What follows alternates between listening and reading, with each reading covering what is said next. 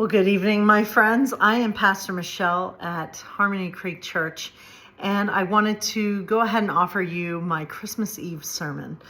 This is for those of you who may not be able to join us in person or watch us on Zoom, or even watch us online later on. So, my friends, let's begin with a story.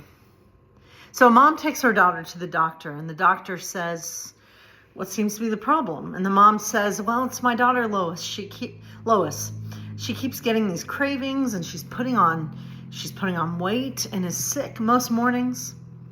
The doctor gives Lois a good examination, then turns to the mother and says, "Well, listen, I don't know how to tell you this, but Lois is pregnant. About 4 months would be my guess." And the mom says, "Pregnant? She can't be. She's never even been left alone with a man. Have you, Lois?" And Lois says, "Yeah, Mom. No, I've never even kissed a man." The doctor walks over to the window and just stares out of it. In a few moments later, the mother says, "Is there something wrong out there, doctor?" And the doctor replies and says, "Oh, no, not really. It's just that the last time something like this happened, a star appeared in the east and 3 wise men came over the hill, and I'll be damned if I'm going to miss it this time." Fun story relating to everything that happens right on Christmas when we celebrate the birth of Jesus. Here we are on Christmas Eve. It's one of the most sacred nights of the year. It's the night that we celebrate the birth of Jesus. It's the night we remember that God doesn't enter this world as a mighty and powerful king, but God enters our world through a precious baby boy. And what a testament is that? One of my favorite things about this story. I love what Nadia Bolz-Weber says. She says, "God didn't enter the world of our nostalgic, silent night, snow-blanketed, peace on earth, suspended reality of Christmas. God slipped into the vulnerability of skin and entered our violent and disturbing world." End quote. And I think about that quote from Nadia, and I think about just how we kind of imagine this scene to be, on Christmas Eve, on the night that Jesus was supposedly born. I don't think he was actually born on December 24th, but that's a sermon for another day. On this night, we often imagine a kind of a quiet scene. We even sing about it, Silent Night, right? It was a still night. We imagine soft starlight. We imagine the gentle baby Jesus just asleep in the manger. We sing Silent Night and we picture peace falling gently over all the world. And that's the scene we see, right, on the cover of many Christmas cards. It's the scene that plays out in people's decorated front yards. But if we're honest, I bet that night wasn't so silent. Giving birth, it rarely is a silent event. Now, I've never given birth myself, but I'm assuming that delivery room is not very quiet. So yes, the birth scene of Jesus, I think the night that Jesus came into this world probably wasn't so silent. But that doesn't make it any less holy.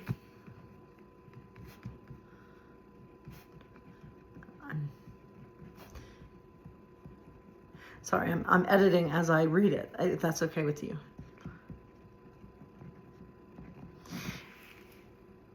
The world that Jesus was born into was a world that was anything but calm. As we reflect about that world, there was fear in the air. There was violence under Roman occupation. There were families displaced by a census they did not choose.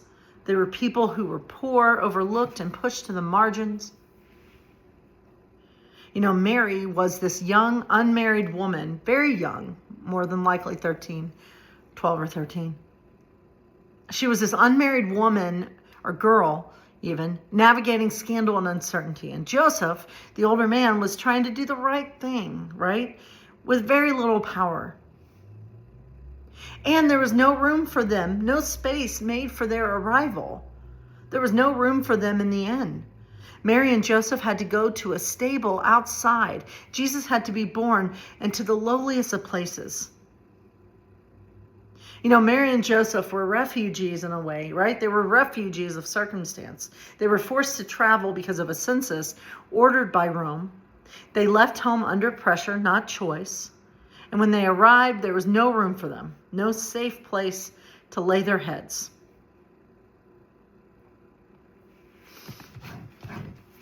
And yes, that world does not feel far away from us, right? Today, families are still being displaced by violence, poverty, and political power beyond their control. Refugees and immigrants are fleeing their homes because they're hoping for safety. Immigrants are crossing borders because they're seeking life. They're seeking dignity and a future for themselves and their children and their families. But they're doing that only to be met with suspicion, hostility, or closed doors, or whatever other circumstances they're met with. And over, people are still hearing, there is no room. There is no room. You know, and as I've been watching the news, you know, over the last couple months, I've appreciated the churches out there who have been causing good trouble. Churches who are speaking out against injustice and bravely protesting against the ICE immigration raids that continue to happen. The unjust ICE immigration raids, to be fair. Because I think it's important to speak out against what we need to speak out against. They're doing so in a creative way. These faith communities are displaying empty nativity scenes in their church's front lawn. In their scenes, there is no baby laying silently in the manger.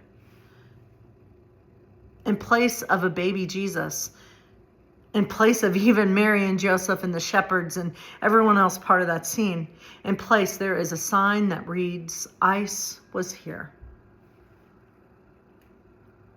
Chilling. And also a really brilliant way to protest. So yes, friends, this is the world we're living in. It is scary and it's messy. And guess what? This is exactly the type of world that God chooses and chose to be born into. Because yes, the world in Jesus' time in some ways wasn't that much different from ours. And you know, and I think the miraculous news of Christmas that we celebrate that we remember year after year is this: that God doesn't wait for the world to be ready.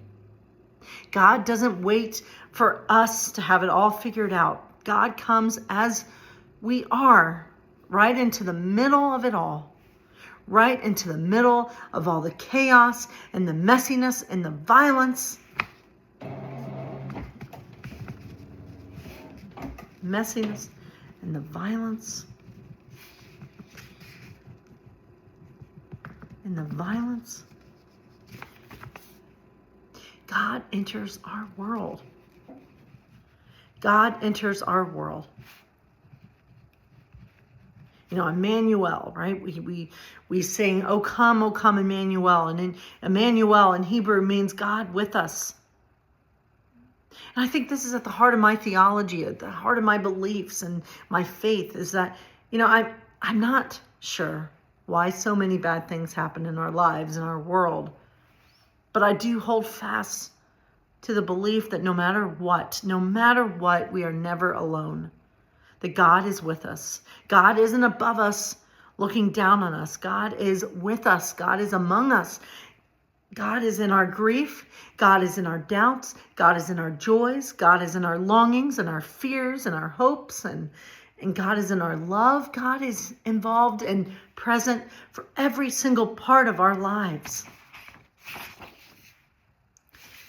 And I think there's hope in that, right? There's hope. That's kind of the Christmas message. Hope can be found in that belief that we're not alone, in the belief that God chose to enter our world, that God chose to take on flesh.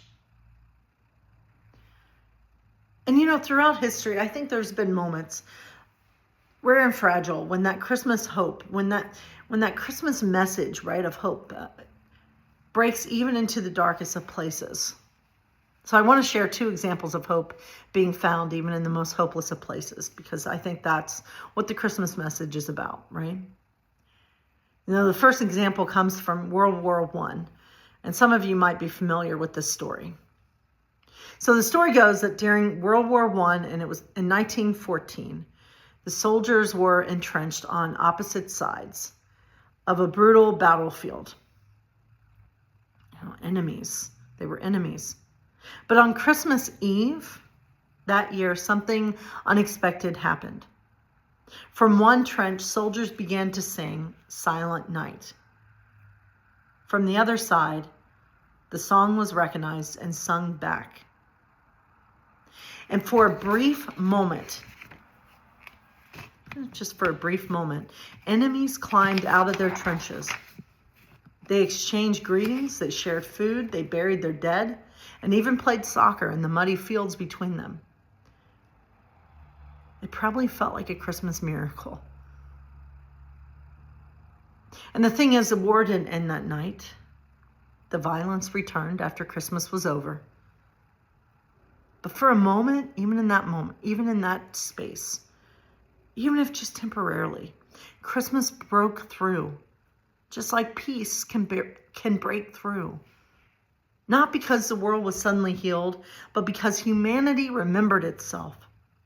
Even in the middle of war, people dared to sing. And I think that's the kind of hope that Christmas offers.